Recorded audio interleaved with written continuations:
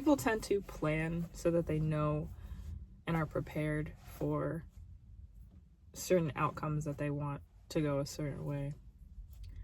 People typically plan to ensure that things go the way that they want them to go.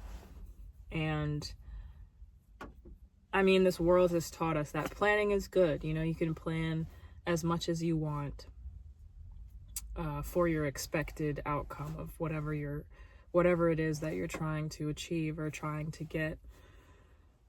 And the nature of planning, there's nothing inherently wrong with it. You can plan as much as you want, and the thing is, though, you can plan as much as you want, and things still may not go the way that you want them to.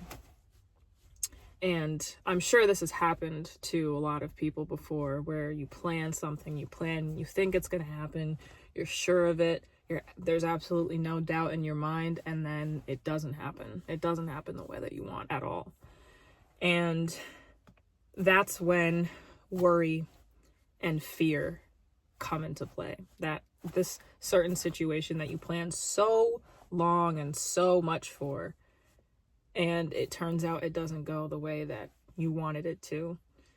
And so the next time comes around and you could plan, but then you also have this seed of doubt, the seed of fear and worry that it's not going to go the way that you want it to go. And a part of that is because of that past experience that you've gone through. So you're fearful and you're doubtful that it's not going to work out the way that you want it to work out. And key word is the way that you want it to work out. And this brings my attention to the fact that God has made promises in Scripture. And I've talked about how Scripture is the truth. So God's promises are the truth. Proverbs 3, verse 5-6 say, "Trust in the Lord, lean not on your own understanding." I don't have the full verse in front of me, so I can't recite the last line, but it is on the screen somewhere. And people worry about things not going a certain way. But the way that I've thought about it and the way that I've been thinking about it is that when you know that the Lord's word is the truth, when you really feel it, and when you have your faith and trust in Him and only Him, then that fear shouldn't be there at all. That fear should be excitement. Instead of asking, "Lord, what am I going to do?" or "What's going to happen?" He's telling you, clean and clear, you don't even have to be thinking that. What you could be thinking in place of that is, "Lord, what will you be bringing into my life now? What are you going to do next?" Excitement. Flip the script. Turn that worry and fear and doubt into excitement, because the bottom line is that you don't know. You don't have to know. One, yes, you don't know. And two, what's even better is that you don't have to know what's going to happen in the future. And yes, you can plan and prepare, and there's nothing wrong with that. But at the end of the day, it is God who is all knowing. Be still and know that I'm God. God already knows who you are. God knew you before you knew you.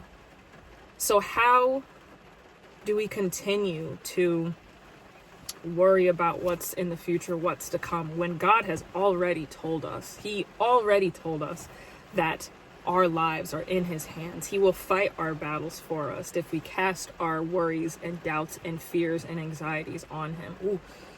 And the power in that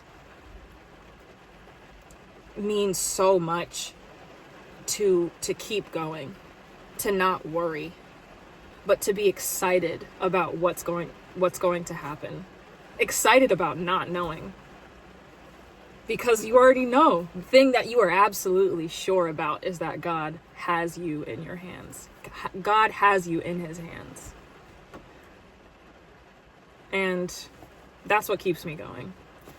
It's raining. I'm in my car. I was just kind of sitting here in silence, which I've tried to do a lot more, and I encourage others to do as well. The lighting is a little bit off, but this is just straight from my heart, something that I just wanted to get out. Turn that fear into excitement, knowing that the Lord has your life in his hands. Trust in the Lord. Have faith in the Lord. He'll bring you through anything, because your battles, your struggles that you're dealing with, he is above everything, everything. So keep that in mind. Keep that in your heart. Continue to pray. I pray this gets to whoever it needs to. You like, share, and comment on this video, and God bless.